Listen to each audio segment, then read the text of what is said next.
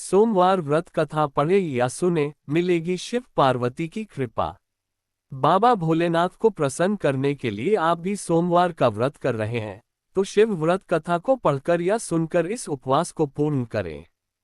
बाबा भोलेनाथ को प्रसन्न करने के लिए आप भी सोमवार का व्रत कर रहे हैं, तो शिव व्रत कथा को पढ़कर या सुनकर इस उपवास को पूर्ण करें। सोमवार व्रत की विधि। नारद पुराण के अनुसार सोमवार व्रत में व्यक्ति को प्रातः स्नान करके शिव जी को जल और बेलपत्र चढ़ाना चाहिए तथा शिव गौरी की पूजा करनी चाहिए। शिव पूजन के बाद सोमवार व्रत कथा सुननी चाहिए। इसके बाद केवल एक समय ही भोजन करना चाहिए। साधारण रूप से सोमवार का व्रत दिन के तीसरे पहर तक होता है, मतलब शाम तक रखा जाता है। सोमवार व्रत 3 प्रकार का होता है: प्रति सोमवार व्रत, सौम्य प्रदोष व्रत और 16 सोमवार का व्रत।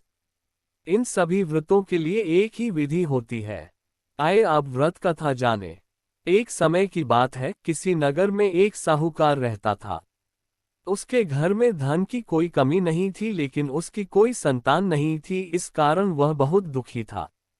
पुत्र प्राप्ति के लिए वह प्रत्येक सोमवार व्रत रखता था और पूरी श्रद्धा के साथ शिव मंदिर जाकर भगवान शिव और पार्वती जी की पूजा करता था। उसकी भक्ति देखकर एक दिन मां पार्वती प्रसन्न हो गईं और भगवान शिव से उस साहूकार की मनोकामना पूर्ण करने का आग्रह किया। पार्वती जी की इच्छा सुनकर भगवान शिव ने कहा कि हे पार्वती, इस संसार में हर प्राणी को उसके कर्मों का फल मिलता है और जिसके भाग्य में जो हो उसे भोगना ही पड़ता है। लेकिन पार्वती जी ने साहूकार की भक्ति का मान रखने के लिए उसकी मनोकामना पूर्ण करने की इच्छा जताई।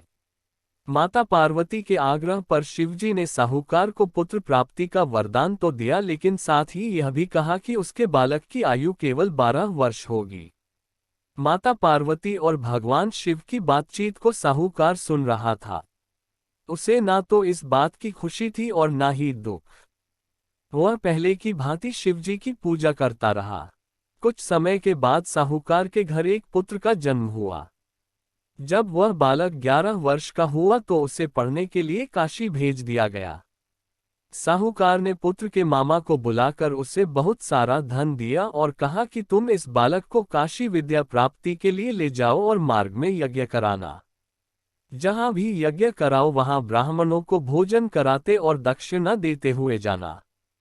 दोनों मामा भांजे इसी तरह यज्ञ कराते और ब्राह्मणों को दान दक्षिणा देते काशी की ओर चल पड़े।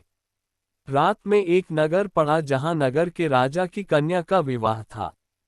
लेकिन जिस राजकुमार से उसका विवाह होने वाला था वह एक आंख से काना था। राजकुमार के पिता ने अपने पुत्र के काना होने की बात को छुपाने के लिए एक चाल सोची। साहूकार के पुत्र को देखकर उसके मन में एक विचार आया। उसने सोचा, क्यों न इस लड़के को दूल्हा बनाकर राजकुमारी से विवाह करा दूं। विवाह के बाद इसको धन देकर विदा कर दूंगा और राजकुमारी को अपने नगर ले जाऊंगा। लड़के को दूल्हे के वस्त्र पहनाकर राजकुमारी से विवाह कर दिया गया। लेकिन साहूकार का पुत्र ईमानदार था। उसे यह बात न्यायसंगत नहीं लगी। उसने अवसर पाकर राजकुमारी की चुन्नी के पल्ले पर लिखा कि तुम्हारा विवाह तो मेरे साथ हुआ है, लेकिन जिस राजकुमार के संग तुम्हें भेजा जाएगा वह एक आंख से काना है। मैं तो काशी पढ़ने जा रहा हूँ। जब राजकुमारी ने चुन्नी पर लिखी बातें पढ़ी तो उसने अपने माता पिता को यह बात बताई। राजा ने अपनी पुत्री को विदा नहीं किया, जिससे बारात वापस चली गई। दूसरी ओर साहूकार का लड़का और उसका मामा काशी पहुंचे और वहां जाकर उन्होंने यज्ञ किया। जिस दिन लड़के की आयु 12 साल की हुई उसी दिन यज्ञ रखा गया। लड़के ने अपने मामा से कहा कि मेरी तबीयत कुछ ठीक नहीं है। मामा ने कहा कि तुम अंदर जाकर सो जाओ।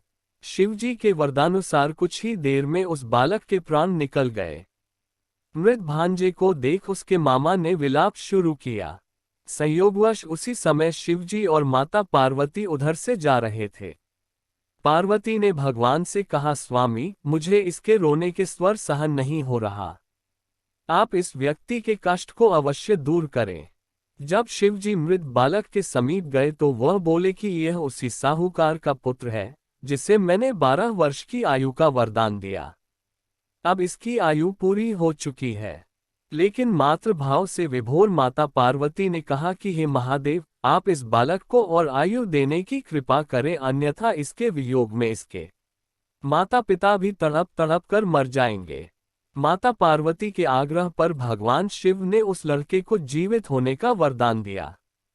शिवजी की कृपा से वह लड़का जीवित हो गया। शिक्षा समाप्त करके लड़का मामा के साथ अपने नगर की ओर चल दिया। दोनों चलते हुए उसी नगर में पहुंचे जहां उसका विवाह हुआ था। उस नगर में भी उन्होंने यज्ञ का आयोजन किया।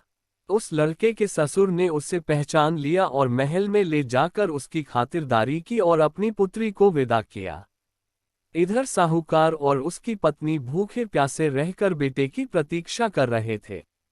उन्होंने प्रण कर रखा था कि यदि उन्हें अपने बेटे की मृत्यु का समाचार मिला तो वह भी प्राण त्याग देंगे, परंतु अपने बेटे के जीवित होने का समाचार पाकर वह बेहद प्रसन्न हुए।